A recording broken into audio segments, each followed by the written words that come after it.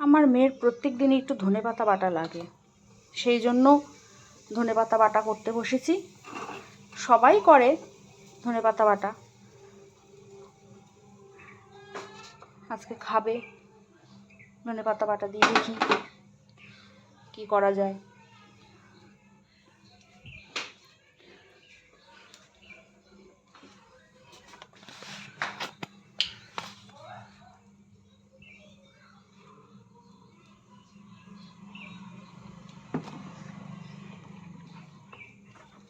অনেক রকমভাবেই করে অনেকে, কিন্তু আমি এইভাবেই করি। আমার মেয়ে এইভাবেই খেতে পছন্দ করে, ওর খুব ফেভারিট একটা জিনিস। ও বাটাবুটি দিয়েই বেশি ভালো খেতে পারে, অন্য জিনিস দিয়ে সেরকম একটা খেতে পারে না। ধনেপাতা বাটা, লাউ পাতা বাটা, কচুর শাক, তারপরে আরও অনেক কিছু, যে কপি পাতা বাটা, এই সমস্ত দিয়ে আমার মেয়ে খুব ভালো ভাত খেতে পারে। ওই জন্য ওর জন্য কষ্ট করে হলেও রান্নাবান্নার পরেও করার চেষ্টা করি। এর মধ্যে শুধু ধনেপাতাই বেটে রাখা আছে, একটু হলুদ দিলাম,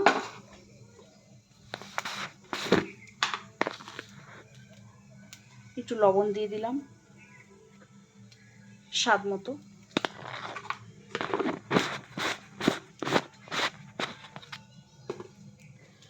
আর পরে একটুখানি চিনি দেব। আমরা চিনি খাই না, আমরা গুড় খাই। এবার যে যেটা খেতে পছন্দ করে, গুড়টা শরীরের পক্ষে কম ক্ষতিকারক, আর চিনিটা কেমিক্যাল দেওয়া থাকে বলে চিনিটা খাওয়া ভালো না। দেখা যাক মেয়ে আজকে খায় কি না। এটা দিলাম, ধনেপাতা বাটাটা দিয়ে দিলাম, একটু পেঁয়াজ রসুন বাটা দেব। পেঁয়াজ রসুন বাটা ছাড়া আমাদের ধনেপাতা বাটাটা ঠিক ভালো লাগে না।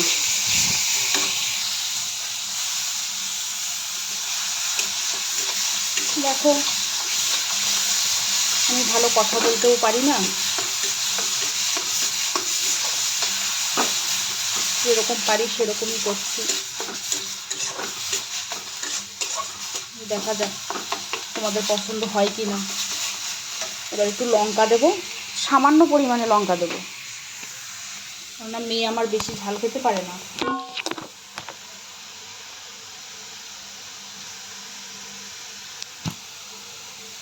মেয়ে আমার বেশি ঝাল খেতে পারে না।